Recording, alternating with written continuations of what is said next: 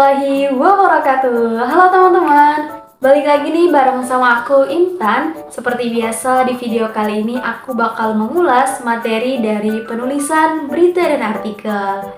Penasaran kan? Simak terus ya.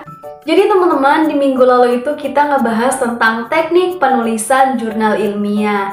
Nah, jurnal ilmiah juga merupakan salah satu tugas untuk ujian akhir semester kita yang mana harus kita publish baik di Sinta 4, 5, ataupun 6. Nah, teman-teman, dalam menulis jurnal ilmiah bisa dikatakan nggak terlalu mudah dan nggak terlalu gampang juga. Intinya, ketika kita mulai menulis, tujuan kita adalah untuk menyampaikan sesuatu. Nah, di artikel jurnal ilmiah ini ada beberapa fungsi, yaitu fungsi ilmiah, fungsi sosial, dan juga fungsi ekspresi. Nah, kalau aspek penulisan dia terdiri dari 3 ya teman-teman. Ada aspek isi, aspek bahasa, dan juga aspek sajian. Kalau untuk ciri-ciri artikel ilmiah sendiri ada beberapa ciri ya teman-teman. Yang pertama itu objektif, yakni berdasarkan fakta dan juga data. Yang kedua itu ada rasional. Nah, rasional ini berdasarkan pemikiran kita. Yang ketiga itu ada kritis, dan yang keempat itu pembaharu. Ketika kita mulai menulis, pastinya ada beberapa proses penulisan ya teman-teman. Nah, di jurnal ilmiah juga ada beberapa proses penulisan nih. Di antaranya ada pra-penulisan, penulisan, dan juga pasca penulisan. Nah, kali ini aku mau ngebahas yang pra-penulisannya dulu. Di pra-penulisan ini ada beberapa tahap teman-teman. Yang pertama itu ada tahap pencarian dan juga pengembangan gagasan. Yang kedua itu ada pemahaman tentang metode. Nah, metode ini yang biasa digunakan itu adalah metode kualitatif atau metode kuantitatif.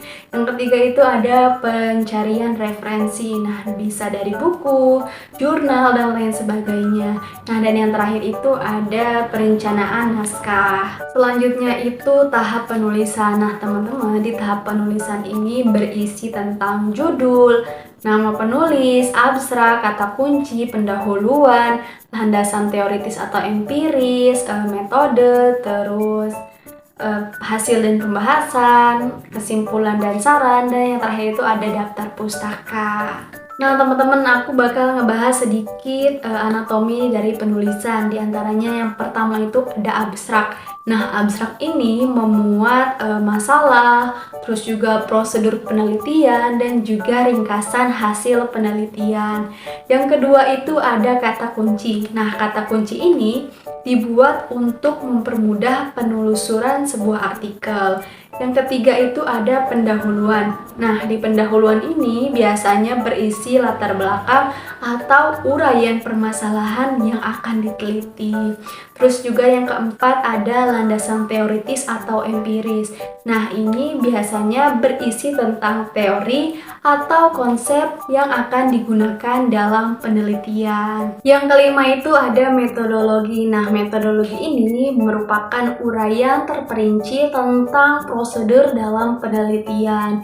Yang keenam itu ada hasil dan juga pembahasan. Nah, hasil dan pembahasan ini merupakan uraian tentang hasil dan juga analisis pembahasan yang telah dilakukan. Yang ketujuh itu ada kesimpulan dan saran.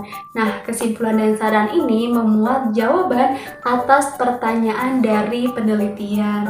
Yang terakhir itu ada daftar pustaka. Nah, ketika menulis daftar pustaka, maka harus secara lengkap dan juga sesuai rujukan dalam teks. Nah, yang terakhir itu ada pasca penulisan.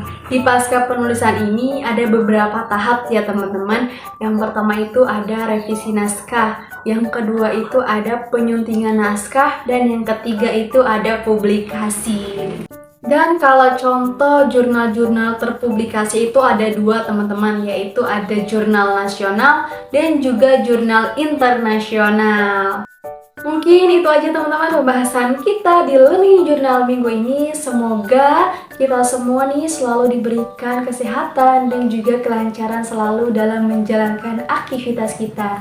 Dan kita juga bakal ketemu lagi di Learning Journal minggu depan, and see you, bye-bye!